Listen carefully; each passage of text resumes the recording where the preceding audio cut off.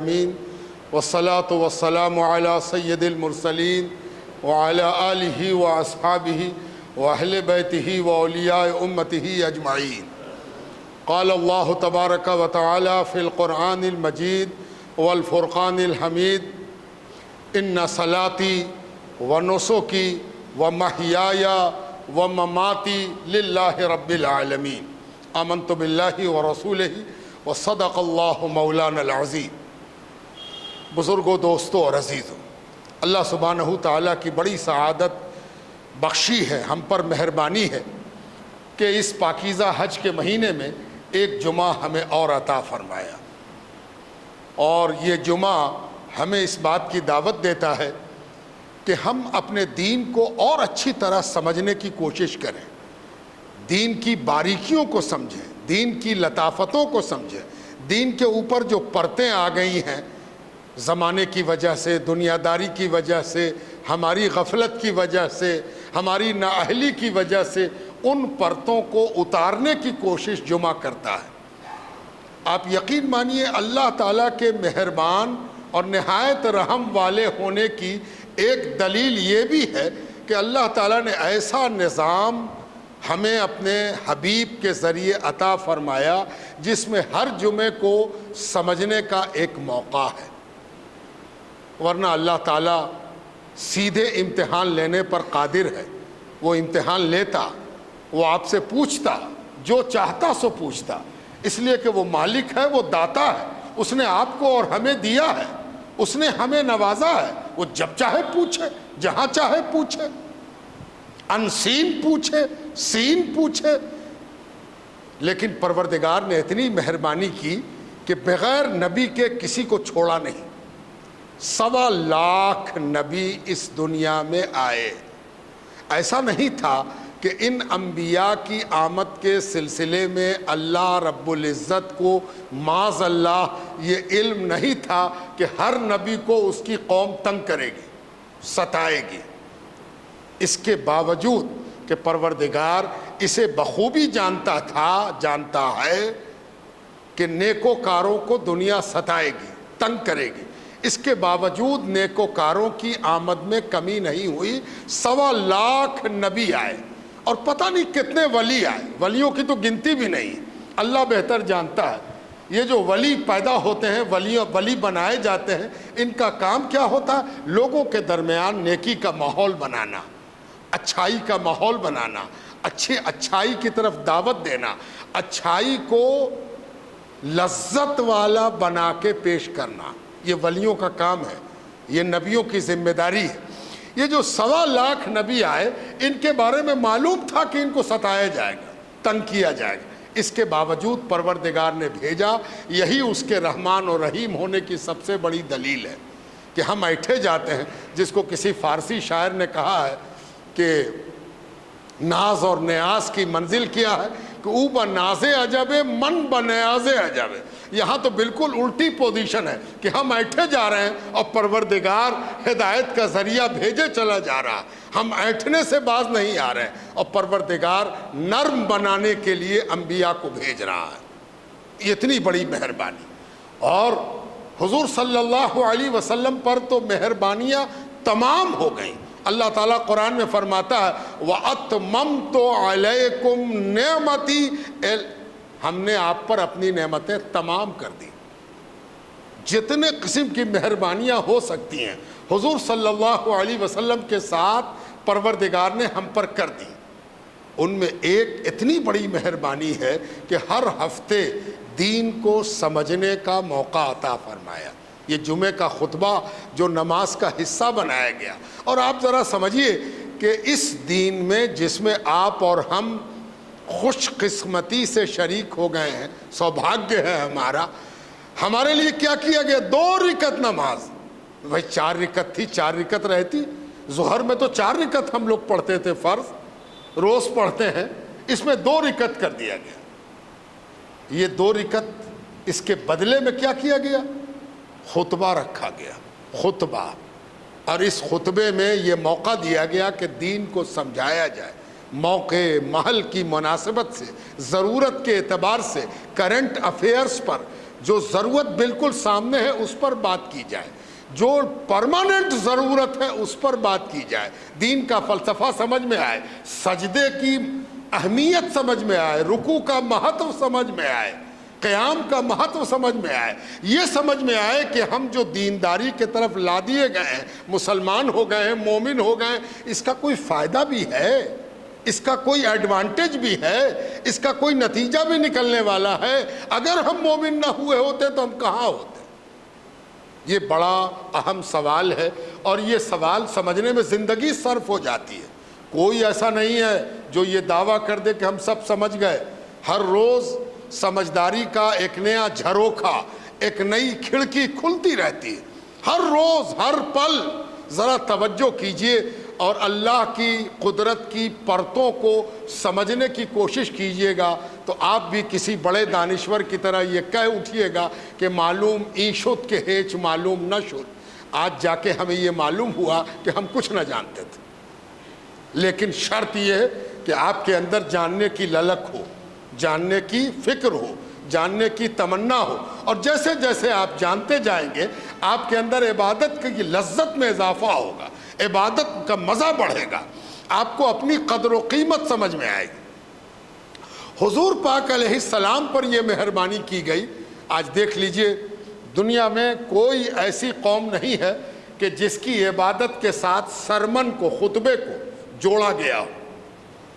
ایک اور بات آپ کے ذہن میں رہنی چاہیے کہ اسلام نے اجتماعی عبادت پر بھی زور دیا۔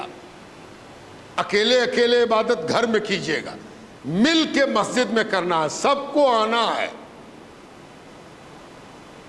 پتہ نہیں اس کے پیچھے کیا مقصد تھا، لیکن اگر غور کیجیے گا تو آپ کو سمجھ میں آئے گا کہ انسان کو ذرا سا بھی کچھ ایڈوانٹیج ملا نہیں کہ وہ اترانے لگتا ہے۔ اگر گورا ہو گیا تو گورے پن پر اترانے لگا، مالدار ہو گیا تو مال پر اترانے لگا، خاندان بلند ہوا تو خاندان کی بلندی پر اترانے لگا۔ اس اتراہٹ اور چودراہٹ کو ختم کرنے کے لیے کہا گیا کہ مسجد آنا ہے۔ تم چاہے کوئی ہو، گورے ہو، کالے ہو، لمبے ہو، ناٹے ہو، بادشاہ ہو، غریب ہو، سب کو مسجد آنا ہے، فرض ہے مسجد آنا۔ یہ شاید اس نبی کی امت پر اللہ کا احسان ہے کہ آپ ایک بار سب کے ساتھ بیٹھ جاتے ہیں۔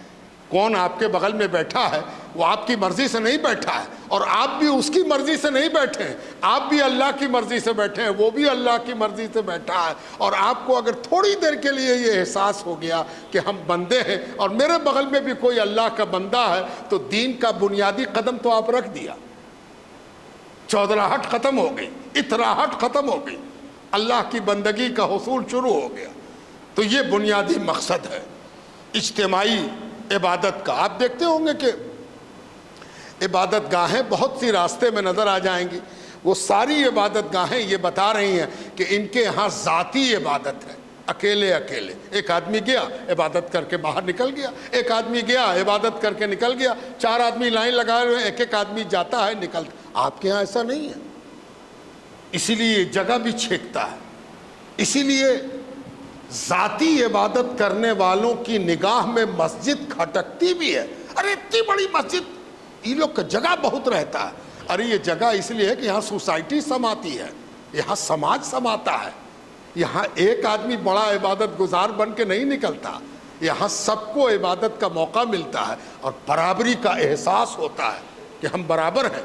بلکہ بعض دفعہ تو یہ احساس ہوتا ہے کہ شاید کوئی ہم سے اچھا ہوتا، جو ہم سے آگے ہوتا، اور اللہ تعالیٰ اس کے طفیل ہم کو بخش دیتا کہ ہم اس کے پیچھے کھڑے ہوئے ہیں۔ شاید کہ کوئی صف میں ایسا ہو جس کو ہم تو نہیں جانتے، اللہ جانتا ہے کون کس بھیس میں ہے، کیسا ہے، کون ہے، اللہ بہتر جانے۔ ایک بزرگ کا واقعہ میں نے کئی بار آپ کو سنایا ہے کہ وہ جمعے کے روز سب سے پہلے آتے تھے اور آ کے پہلی صف میں نفل وغیرہ پڑھتے تھے، اور جب دیکھتے تھے کہ تھوڑی تھوڑی لوگ آنے لگے تو آہستہ سے کھسک کے دوسری صف میں چلے جاتے، اور جب دوسری صف بھی بھر جاتی تھی تو آہستہ سے کھسک کے تیسری صف میں چلے جاتے۔ پتہ بھی نہ چلتا تھا کسی کو کون کھسک گیا، کون کیا ہوا، جگہ بھرتی جاتی تھی۔ پھر وہ باہر نکل جاتے تھے اور انتہا تک کہ آہستہ آہستہ کھسکتے کھسکتے سب سے پچھلی صف میں نماز پڑھتے۔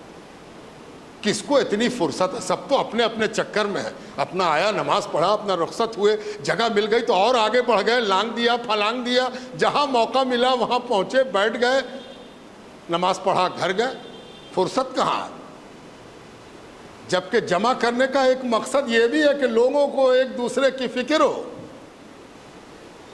ایک اور آدمی تھا، وہ کئی جمعے تک اس چکر میں تھا کہ کوئی اللہ والے کی زیارت ہوتی، تو اس چکر میں اس کو یہ آدمی نظر آ گیا. اس سے دیکھا کہ ارے یہ آدمی آتا ہے، سب سے پہلے آتا ہے، اس کا حق بھی ہے کہ آگے بیٹھے، لیکن یہ اپنا حق کچھ پڑھ اڑ کے پیچھے کھسک جاتا ہے، پھر پیچھے کھسک جاتا ہے، پھر پیچھے کھسک، اب بڑی آہستگی سے کھسکتا ہے. پتہ بھی اٹھ کے گیا، ذرا سا کلی کرنے کے بہانے آیا تو دوسری صف میں بیٹھ گیا. اب کسی کو پتہ ہی نہ چلا.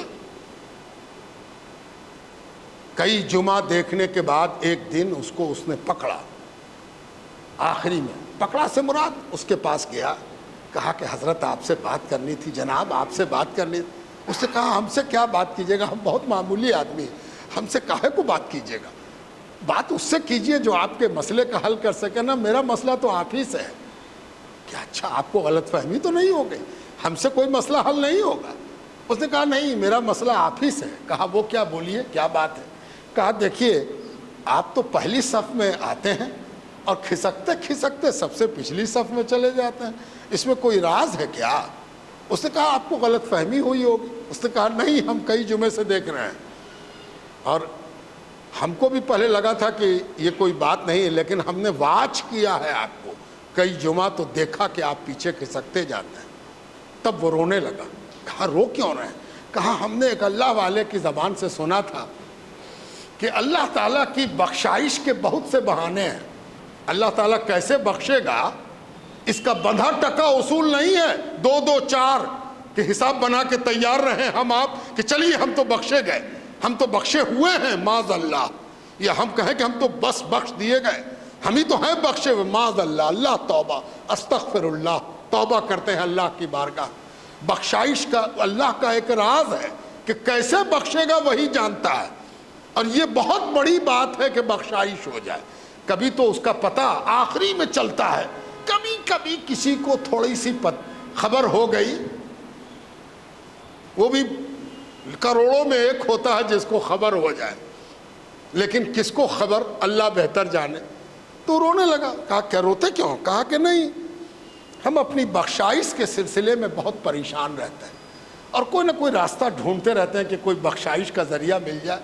اگر پکڑ ہو گئی تو کہاں رہیں گے؟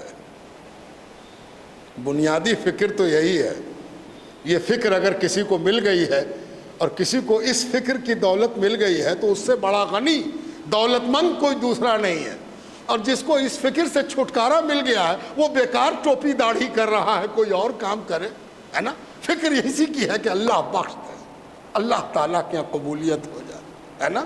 اور اس کے لیے یہاں سونا چاندی، جھومر، عزت، آبرو، یہ سب دنیا کا زیور وہ سب کام نہیں دیتا. وہاں کون کیسے بخشا جائے گا یہ اللہ تعالیٰ کا معاملہ ہے، کیسے کیا ہوگا.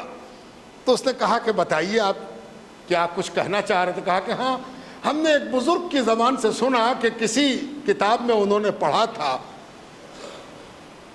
کہ حضور صلی اللہ علیہ وآلہ وسلم کی امت میں ایسے لوگ بھی ہوں گے، ذرا سنیے گا، آپ ہی کے بارے میں کہا جا رہا، حضور پاک علیہ السلام کی امت میں ایسے لوگ بھی ہوں گے کہ جن کے پیچھے اگر کوئی نماز پڑھ لے تو ان کے پیچھے پڑھنے کی وجہ سے بخشا جائے گا. تو ہم تو اسی لیے پیچھے ہوتے جاتے کہ کوئی تو ہوگا ایسا جس کے پیچھے کھڑے ہونے کے طفیل ہم بخش دیے جائیں. یہ جو بخشائش کی فکر ہے نا، قبولیت کی فکر، یہ بہت بڑی دولت ہے، اس کو جگانا چاہیے. یہ مر جاتی ہے، یہ دم توڑ دیتی ہے، یہ دنیا کے نخرے میں کہیں نہ کہیں اپنا ساتھ چھوڑ دیتی ہے. اور دیکھو یہی سب سے بڑی دولت ہے. قبر میں کچھ نہیں جائے گا، قبر میں وہی فکر جائے گی، وہی چنتا، وہی درد، وہی تڑپ، وہی لگن، وہی کسک جائے گی کہ اللہ تعالیٰ ہم کو بخش دیتا، اللہ تعالیٰ کی بخشائش ہم کو نصیب ہو جاتی. جس کے پاس یہ ہے وہ کفن میں بھی مالدار ہے، اور جس کے پاس یہ نہیں ہے وہ دنیا کی ساری دولت رکھ کے بھی سب سے بڑا فقیر ہے اور غریب ہے اور بیکار ہے اور فالتو ہے۔ اس لیے اس دولت کو سجانے کی ضرورت ہے۔ اور یہ دولت کیسے حاصل ہو؟ ایک بزرگ کا واقعہ اور سنا دیں، بات کچھ اور کہنی تھی، بات نکل آئی، تو اس جذبے کو پیدا کرنے کے لیے ایک بزرگ کا واقعہ سنو، مستند ترین بزرگ،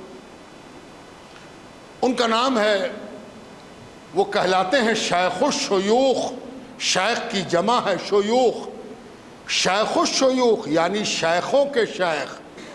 اب شیخ کہنے سے مطلب آپ تو برادری سمجھ جائیے گا کہ شیخ ایک برادری ہے، یہ برادری والا چکر بھی بڑا گڑبڑ ہے، اس چکر میں ذرا کم ہی پڑیے، اللہ کیا برادری نہیں پوچھی جائے گی۔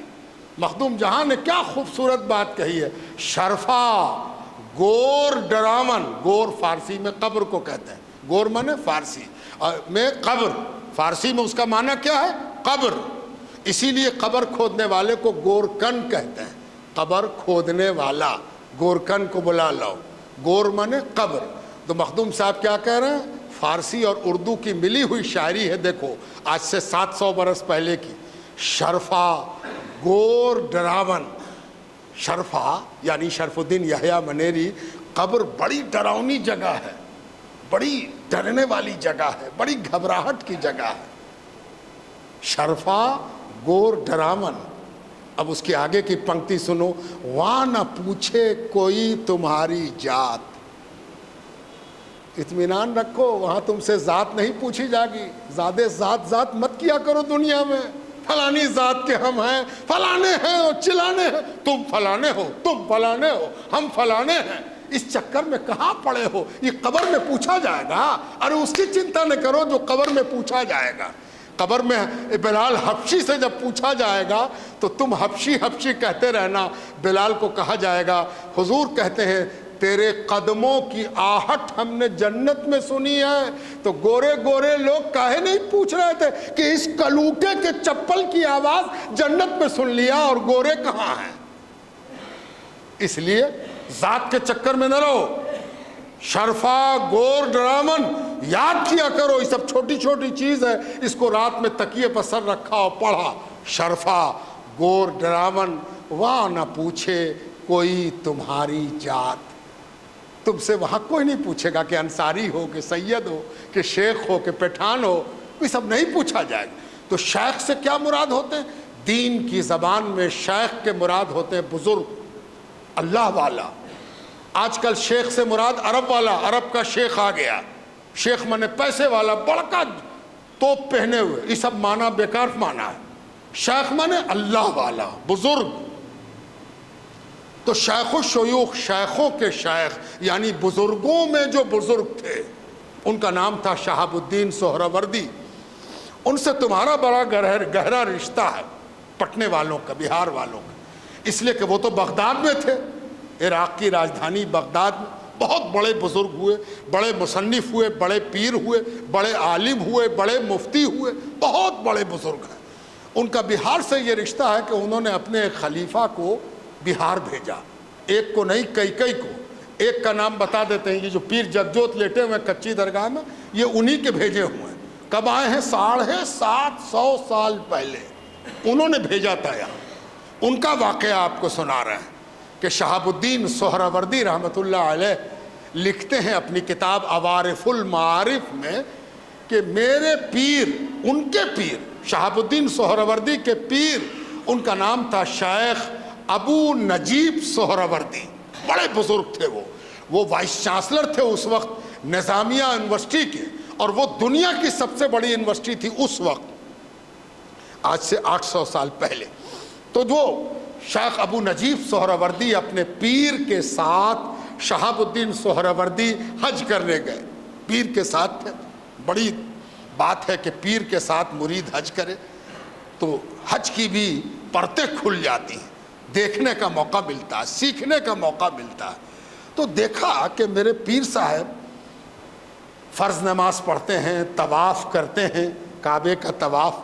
میں نے تم سے عرض کیا تھا کہ طواف کعبہ جو ہے وہ ایسی عبادت ہے جو دنیا میں کہیں نہیں ہو سکتی، ساری عبادت ہر جگہ ہو سکتی ہے، طواف کہیں نہیں ہو سکتا سوائے کعبے کے.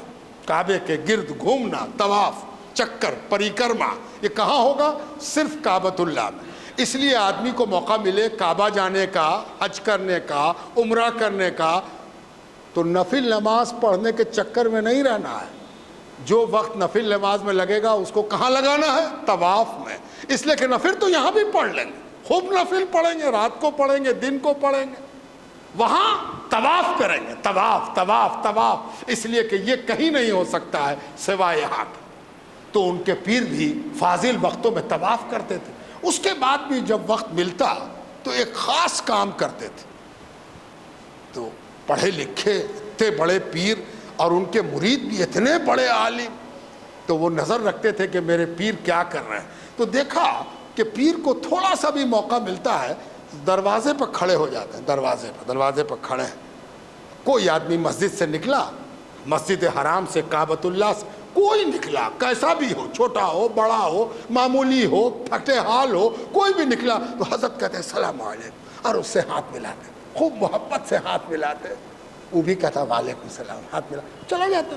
پھر کچھ نہیں، یہ سب نہ پوچھتے، صرف کہتے کہ السلام علیکم، یغفر اللہ لنا ولکم، اللہ ہم کو بھی بخشے، آپ کو بھی بخشے. یہ دعا ہے مسافر، یغفر اللہ لنا ولکم، اللہ ہم کو بھی بخشے، آپ کو بھی بخشے، ہے نا. چلا گیا. آ رہا ہے، مسافہ کر رہے ہیں حضرت، مسافہ کر کر کے سب لوگ چلے جا رہے ہیں. لوگ کیا مسافہ کریں گے؟ حضرت کر رہے ہیں، حضرت کھڑے ہوئے مسافہ کر رہے ہیں. کافی دیر ہو جاتی.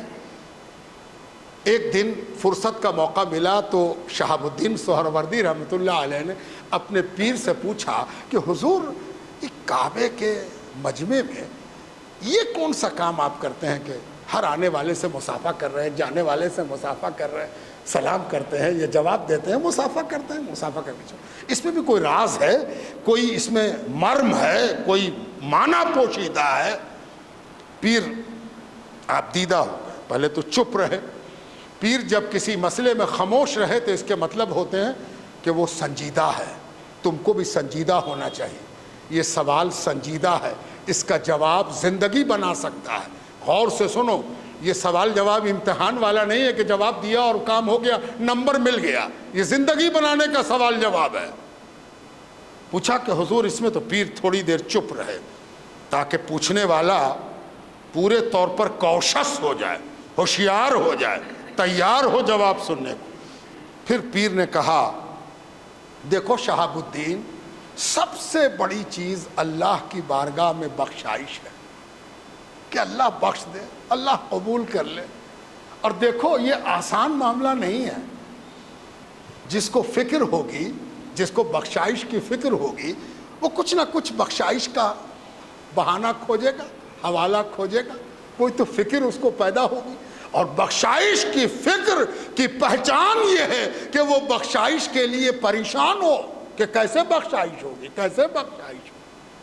تب پیر فرماتے ہیں اپنے مرید کامل سے کہ سنو، ہم نے ایک حدیث پڑھی کہ حضور نبی کریم سید کل صلی اللہ علیہ وآلہ وسلم نے فرمایا کہ جب کسی بخشے ہوئے کے ہاتھ میں کوئی اپنا ہاتھ دیتا ہے، ہائے ہائے ہائے کیا بات، جب کسی بخشے ہوئے جو بخشا ہوا ہے، جس کو اللہ نے بخش دیا، جس کے بارے میں بخشائش کا فیصلہ ہو گیا ہے، اس کے ہاتھ میں ہم ہاتھ دیا مسافہ کرنے کو، اس سے ہاتھ ملایا، تو حضور پاک علیہ السلام فرماتے ہیں کہ اللہ تعالیٰ کو یہ پسند نہیں آتا کہ کسی بخشے ہوئے کے ہاتھ میں کسی نامراد کا ہاتھ رہے. تو اس سے پہلے کہ ہاتھ جدا ہو، اس بخشے ہوئے کے صدقے میں ہاتھ ملانے والے کو بھی بخش دیتا.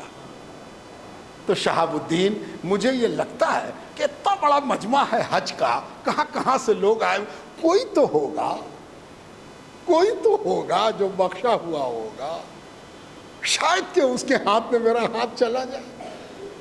اب شہاب الدین سہروردی کہتے ہیں کہ اتنا پسینہ آیا کہ اللہ اکبر، آج شیخ نے ایسا سبق پڑھایا ہے نا، ایسا سبق پڑھایا، اللہ اکبر، ہے نا.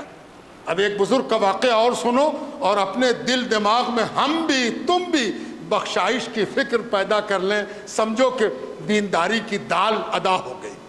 بخشائش کی فکر. ایک بزرگ تھے، وہ کام دھام سے جب فرصت ہو جاتی تو آدمی دوست کے پاس بیٹھتا ہے. آپ لوگ بھی بیٹھتے ہوں گے, کوئی نہ کوئی آپ کا دوست ہوگا. دکان پر جا کے بیٹھ گئے, کارخانے میں جا کے بیٹھ گئے, کسی کے گھر میں جا کے بیٹھ گئے. کوئی پوچھے کہ ہاں فاضل وقتوں میں آ کے بیٹھ جاتے ہیں.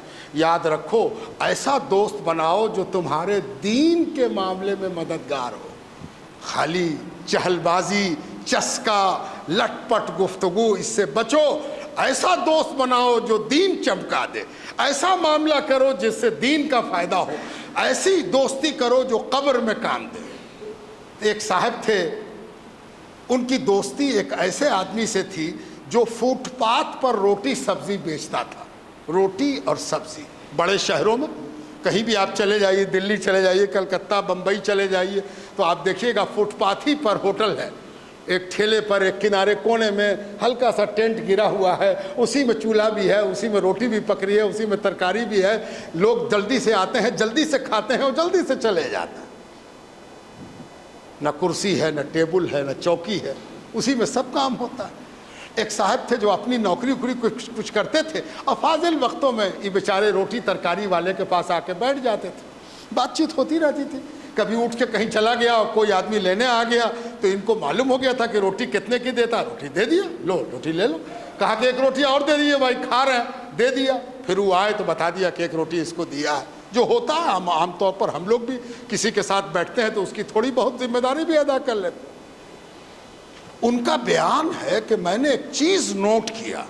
کیا نوٹ کیا؟ دیکھا یہ کہ جو خریدنے آتا ہے روٹی سبزی, ان میں کوئی ایسا آدمی بھی آ جاتا ہے جو کھوٹا سکہ لاتا ہے. اس زمانے میں سکے کا دور تھا, کاغذ کا نوٹ نہیں تھا, لیکن سکہ کھوٹا ہوتا ہے, چلنے والا نہیں, آؤٹ ڈیٹڈ, بیکار.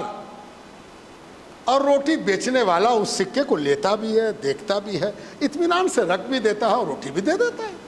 ٹوکتا نہیں کہ تم کھوٹا سکہ لا کے دے رہے ہو, ارے یہ سکہ چلے گا, بیوقوف بنا رہے ہو, مذاق کر رہے ہو, یہ سکہ کیوں دے رہے ہو.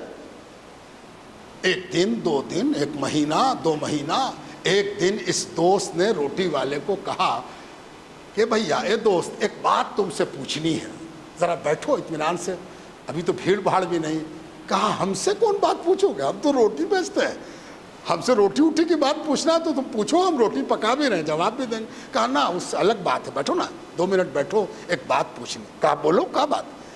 کہا دیکھو ہم ایک چیز محسوس کیا کہ تم کھوٹا سکہ قبول کر لیتے ہو, نقلی سکہ, کھوٹا سکہ جو چلے گا نہیں. تو اس نے ہنس کے کہا کہ ارے کبھی غلط فہمی میں لے لیا ہوگا, دھیان نہیں رہا ہوگا. تو دوست بولا دیکھو ہم تمہارے دوست ہیں نا, ہم بہت دن سے یہ بار واچ کیا ہے کہ تم کھوٹا سکہ دیکھتے بھی ہو اور رکھ لیتے ہو, لے لیتے ہو, سامان دے دیتے ہو, کچھ بولتے نہیں. اس میں کوئی راز ہے کیا؟ پہلے تو اس نے بہت ٹالنے کی کوشش کی, لیکن جب اس نے زور لگایا تو روٹی بیچنے والا رونے لگا اور اس نے کہا دیکھو ایک فکر ہم سے ایسا کراتی ہے. کہا کون سی فکر, کیا بات کی فکر ہے؟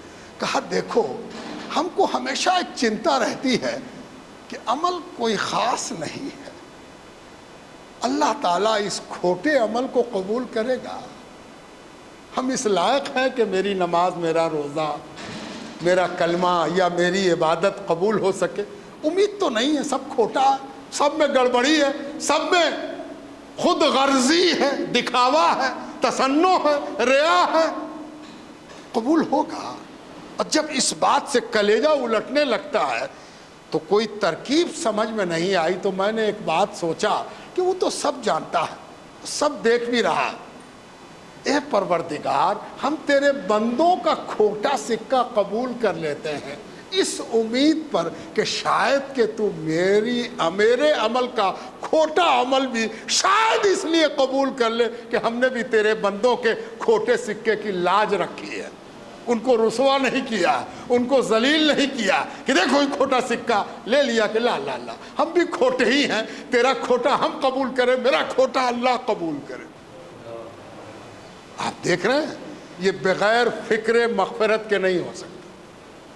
فکر مغفرت, فکر بخشائش, نجات کی فکر, موکش کی چنتا, کیسے نجات ہوگی, کیسے چھٹکارا ملے گا. دیکھو یہ دین کی روح ہے، اگر یہ پیدا ہو گئی تو نماز میں آتما پیدا ہو گئی، عبادت میں آتما پیدا ہو گئی، ذکر میں آتما پیدا ہوئی، اور یہ پیدا نہ ہوا تو سب گڑبڑ ہے۔ اللہ تبارک و تعالی ہم سب کو اس کی توفیق عطا فرمائے کہ ہم سب دینداری کی فکر میں ڈوبیں اور اپنے اپنے بارے میں یہ چنتا کریں کہ اللہ تبارک و تعالی ہماری بخشائش کی سبیل کیسے پیدا فرمائے گا، وہ کون سا طریقہ ہوگا کہ ہم بخشے جائیں گے اور اللہ تبارک و تعالی ہمیں بخش دے گا۔ اس کی چنتا اور اس کی فکر یہی دیندار بناتی ہے، نیکوکار بناتی ہے، متقی بناتی ہے۔ قرآن میں ایک آیت آ گئی، وَالْعَاقِبَةُ لِلْمُتَّقِينَ، دیکھو چھوٹا سا ٹکڑا ہے 2 لفظوں کا، رٹ لیا کرو، اس کو پڑھا کرو، اس کے معنی پر غور کیا کرو۔ آدھا گھنٹہ اگر تم نے اس بات پر غور کر لیا کہ وَالْعَاقِبَةُ لِلْمُتَّقِينَ، یہ کیا کہا ہے اللہ نے؟ دیکھو عاقبت اور متقین یہ 2 لفظ آیا، دونوں ایک دوسرے سے ہی بنا ہے، مادہ سب کا ایک ہے۔ کیا کہنا چاہتا ہے پروردگار؟ اللہ تعالیٰ صرف یہی کہنا چاہتا ہے کہ جو اللہ سے ڈرتا ہے اسی کی بخشائش ہوگی، جو ڈرتا ہے، بس اتنی سے تو بات ہے، جو ڈرتا ہے اسی کی بخشائش ہوگی۔ کاہل آئے ہو یہاں؟ اگر یہاں آئے ہو اور آنے کے پیچھے اللہ کا ڈر ہے تو سمجھو کہ کچھ کامیابی ملی ہے نا۔ ہم سب کا یہاں آنا کاہے کو ہے؟ اللہ کی پکڑ کے ڈر سے آئے ہیں، شاید کہ اللہ تعالیٰ قبول کر لے۔ وَالْعَاقِبَةُ لِلْمُتَّقِينَ۔ کبھی کبھی نماز پڑھنے والے کا لب و لہجہ بڑا کڑا ہو جاتا ہے، نماز پڑھنے والا دوسرے کو حقیر سمجھنے لگتا ہے، ذلیل سمجھنے لگتا ہے۔ رمضان میں دیکھ کے بہت لوگ ڈانٹ دیتے ہیں، نئے نمازی، اور رمضان میں دوڑے چلے آ رہے ہیں، اور رمضان کے بعد غائب، رمضان کے نمازی اور محرم کے سپاہی، یہ سب کہاوت کہی جاتی ہے۔ اگر کہنے والے کا مقصد نمازی بنانا ہو تب تو ٹھیک ہے، لیکن اگر رسوا کرنا ہو تو ٹھیک نہیں ہے۔ کاہے ٹھیک نہیں ہے؟ اس لیے کہ بخشائش اللہ کا ایک راز ہے، کیسے کوئی بخشا جائے گا بہت مشکل ہے پتہ چلانا۔ حضور صلی اللہ علیہ وسلم ایک جنگ ہو رہی تھی، جنگ چل رہی، میدان جنگ ہے، حضور صلی اللہ علیہ وسلم اس جنگ میں موجود ہیں۔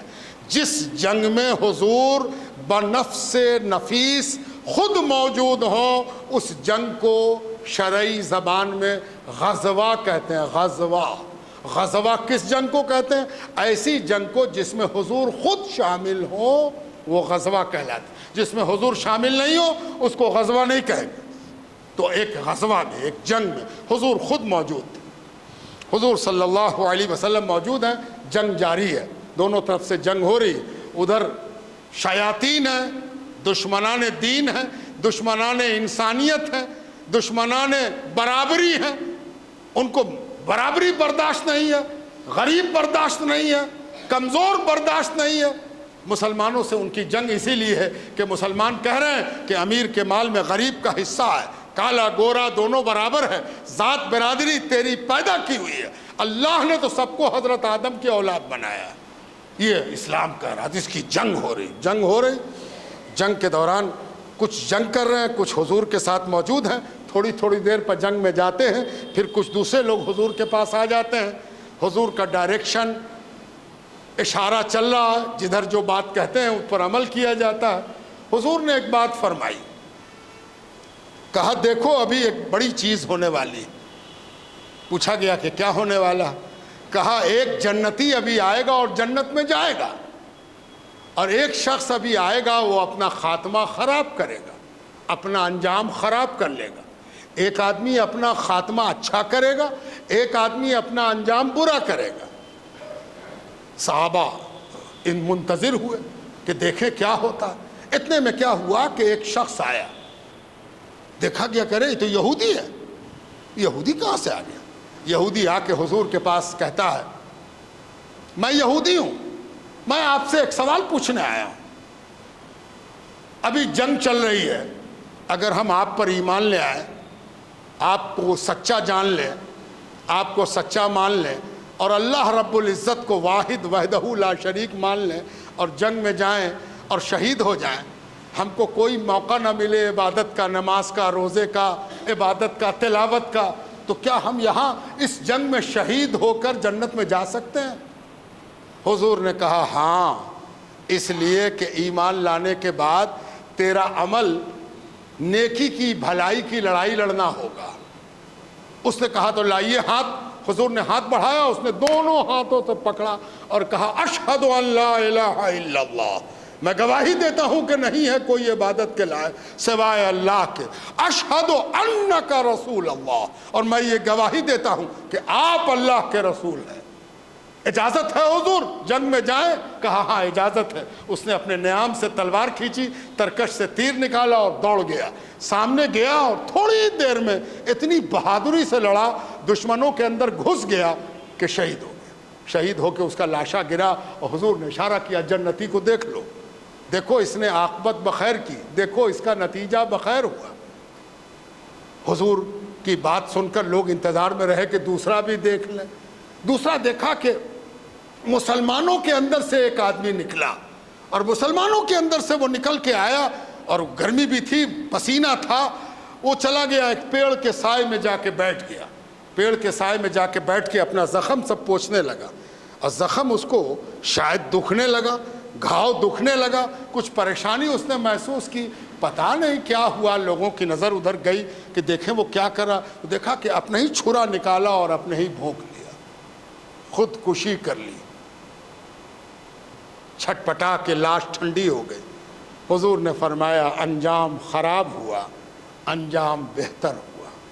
اس سے پتہ چلا کہ آدمی کا خاتمہ بھی انجام پر طے ہوتا۔ انجام، آخری کیسا معاملہ ہوگا، آخری معاملہ کیسا ہوگا، یہ بڑی اہمیت کی چیز ہے۔ اسی لیے بزرگان دین یہ بات سکھاتے ہیں کہ اس بات کی فکر کرو، اللہ سے یہ کہا کرو کہ پروردگار آخری وقت اچھا گزرے، آخری وقت اچھا گزرے، ہے نا؟ آخری میں اگر منہ پر کلمہ آ گیا، ہے نا، آسان نہیں ہے آخری میں کلمہ آ جانا۔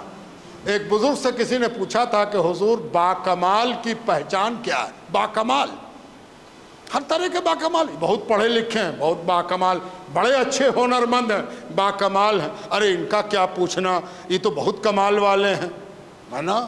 لیکن اللہ کی بارگاہ میں باکمال کون ہے؟ فرمایا جس کا خاتمہ بخیر ہو وہ باکمال ہے، جس کا انجام بخیر ہو، جس کا آخری وقت اچھا گزر جائے وہ باکمال ہے۔ تو فرمایا کہ آخری وقت اچھا گزرے اس کی پہچان کیا ہے؟ کہ کامل ہے، مکمل ہے، کامیاب ہے، اس کی پہچان کیا ہے؟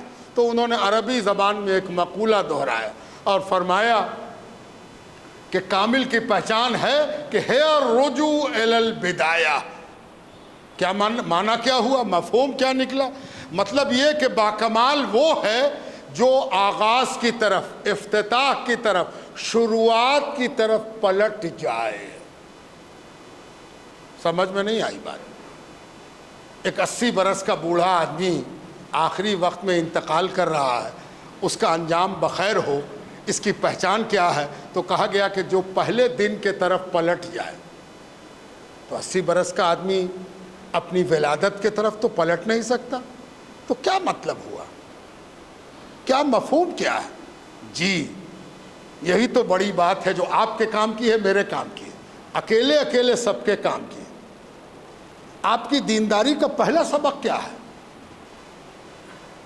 دینداری کا پہلا سبق، آپ مومن ہیں نا، مسلم ہیں نا، پہلی اینٹ کیا ہے؟ جب آپ کی شخصیت میں دین کی بنیاد رکھی جا رہی، اس بنیاد کا نام کیا ہے؟ یاد کیجئے گا تو کہیے گا لا الہ الا اللہ محمد الرسول اللہ، لا الہ الا اللہ محمد الرسول۔ اس کو پڑھنے سے گھبرایا مت کرو، خوب پڑھا کرو۔ یہ جو بنیادی چیز ہے، آدمی بنیادی کو بھول جاتا ہے، بڑے بڑے بخرات بھول جاتے ہیں۔ ایک جگہ ہم نکاح پڑھا رہے تھے، تو نکاح پڑھاتے